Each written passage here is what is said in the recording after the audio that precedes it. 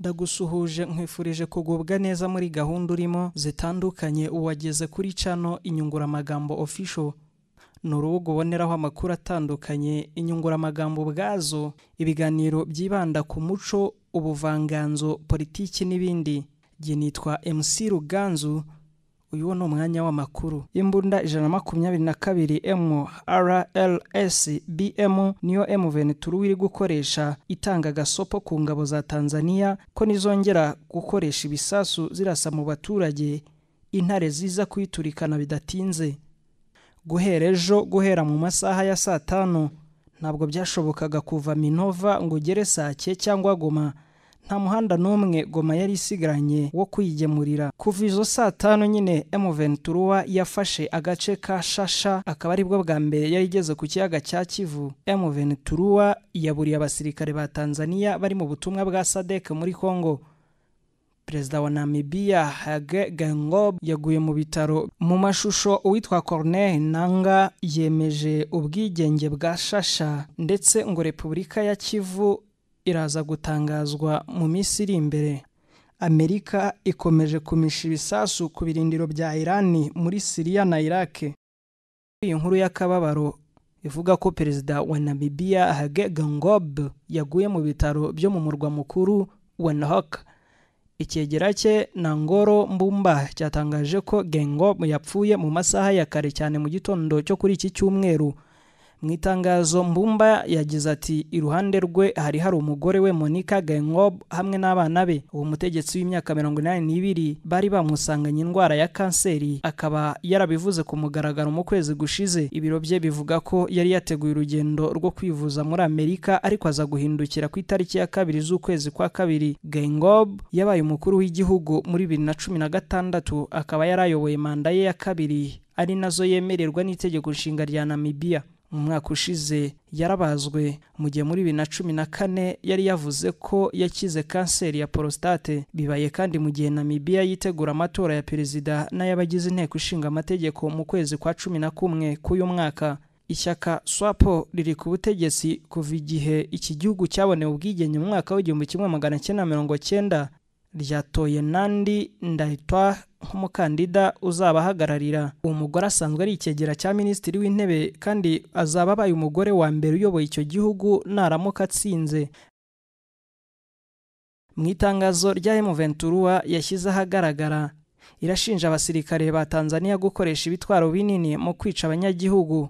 Iryo tangazo rigira riti kubera ko SADC ikomeje gukoresha ibitwaro bya muzinga byo mu bwoko bwa MRLS bigakoreshwa n'abasirikare ba Tanzania TPDF mu kwica abasivile, nta kundi M23 yabigenza atari ugufata ibyo bitwaro n'ababikoresha bakabiryozwa mu rwego rwo kurinda abanyagihugu badafite ibicumuro na bimwe muri iyo mirwano. Abasirikare ba SADC bari muri Kongo bagizwe n'abo mu gihugu cya Afrika y'Epfo, Malawi na Tanzania. Amerika yongeye kumisha ibisasu ku birindiro bya Iran muri Syria na Iraq.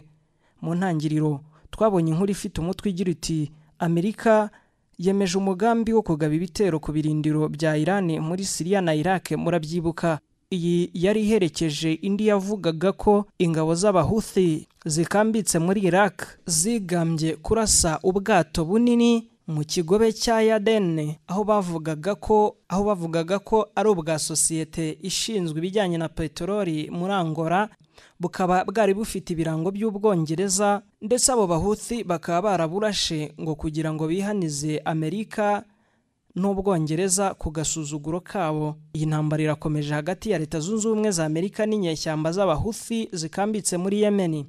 Leta Zunze Ubumwe za Amerika zemeje umushinga w'ibitero ku birindiro bya Iran muri Syria na Iraq, nk'uko abategetsi babibwiye CBS News. Ibitero ngo bigomba kuba mu minsi myinshi nk'uko abategetsi babivugaga, kandi ngo bikazaterwa mu bihe bibi by'ikirere. Bibaye kandi nyuma y'igitero cya drone cyahitanye abasirikare ba Amerika muri Jordan ku cyumweru gishize. Leta Zunze Ubumwe za Amerika zashinje umutwe w'abarwanyi ushyigikiwe na Iran kuba ari wo wagabye icyo gitero. Uyu mutwe w'abarwanyi Islamic Resistance muri Iraq uzwiho gushyigikira imitwe myinshi y'intagondwa yahawe intwaro, amafaranga n'imyitozo n'ingabo za Iran. Ibi bikaba ari ingaruka z'igitero cyo ku cyumweru cyashize nyine. Hagati aho Iran ihakana ko yaba yaragize uruhare muri icyo gitero cyakomerekeje abandi basirikare 41 ba Amerika muri Tower 22.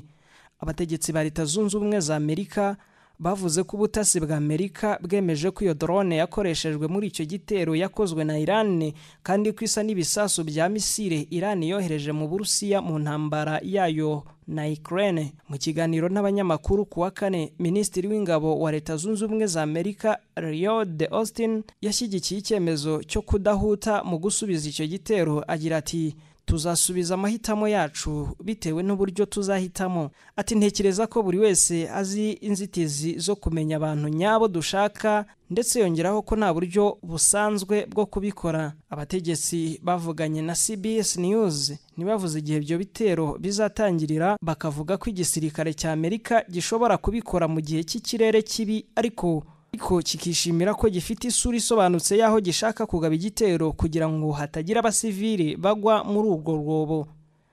Perezida Joe Biden umaze igihe atewe ubwoba n'abadepite ba Kiliziya Gatolika ndetse na Iran bamusabye kugaba ibitero ku myanya imwe n'imwe muri Iran aho gutera hagati muri Iran. Imitwe myinshi ishyigikiwe na Iran yongereye ibitero ku ntego zifitanye isano na Amerika na Israel kuva intambara hagati ya Israel na Hamas yatangira ku itariki 7 Ukwakira mu mwaka ushize wa 2023.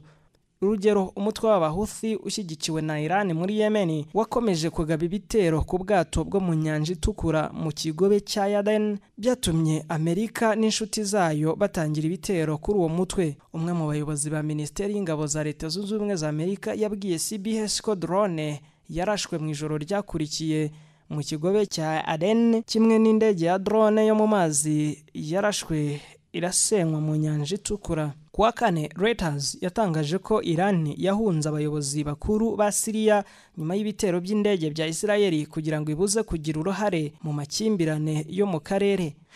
Abategetsi ba Leta Zunze Ubumwe za Amerika babwiye CNN kuri iki cyumweru ko hari ibimenyetso bigaragaza ko guverinoma ya Iran iri kwisuganya, ihangayikishijwe n'ibikorwa by'imitwe yayo mu karere. Imaze kugaba ibitero birenga 160 ku ngabo za Amerika kuva mu Kwakira. Abo basirikare uko ari batatu ni William Jerome Rivers w'imyaka 46, Kennedy Landon Sanders w'imyaka 24 na Breonna Alexandria Moffett w'imyaka 23, bose bari mu kigo cya gisirikare Fort Moore muri Georgia. Ibitero by'Abahuthi muri Yemen mu gihe kitarenze amasaha 28 ni igitero gikomeye cyagabwe n'Ubwongereza ku birindiro by'Abahuthi muri Yemen, cyari kigamije guhagarika ibitero by'Abahuthi ku bwato butwaye ibicuruzwa ku Nyanja Itukura no mu kigobe cya Aden. Intego no kugabanya ubushobozi bw'Abahuthi bwo kugaba ibitero nk'ibi nta bantu benshi bapfuye. Icyakora ibitero by'Abahuthi bikomeje gushyigikira Abanyapalestina. Ibi bitero byabaye nyuma y'amasaha atageze kuri 24 Amerika igabye igitero ku mupaka wa Iran na Iraq mu rwego rwo gusubiza igitero cyagabwe ku kigo cya gisirikare cya Amerika muri Jordania ku cyumweru gishize. Ntibiramenyekana uko ibyo bitero byo muri Yemen, Syria na Iraq byaba byageze ku ntego cyangwa nimba Iran n'inshuti zayo bazihimura. Iran yamaganiye kuri ibi bikorwa, ariko nta kijyanye no guhangana yagaragaje. Muri Gaza, intambara ituma haba ugushyamirana mu kirere irakomeje. Ibiganiro byo guhagarika intambara hagati ya Israel na Hamas irakomeje, ndetse biratanga icyizere kinini cyo guhosha ubundi bwicanyi burenze ubwo. Kugira ngo ukomeze gukurikira gahunda zirimo amakuru n'ibiganiro bitandukanye ku Nyunguramagambo Official, biragusaba kwiyandikisha cyangwa gukora subscribe, cyangwa se kugira ngo nyine uzajye umenyeshwa amakuru mashya n'ibiganiro n'izindi gahunda. Gerageza gusangiza abandi aya makuru. Imana iguhe umugisha. Nitwa MC Ruganzu.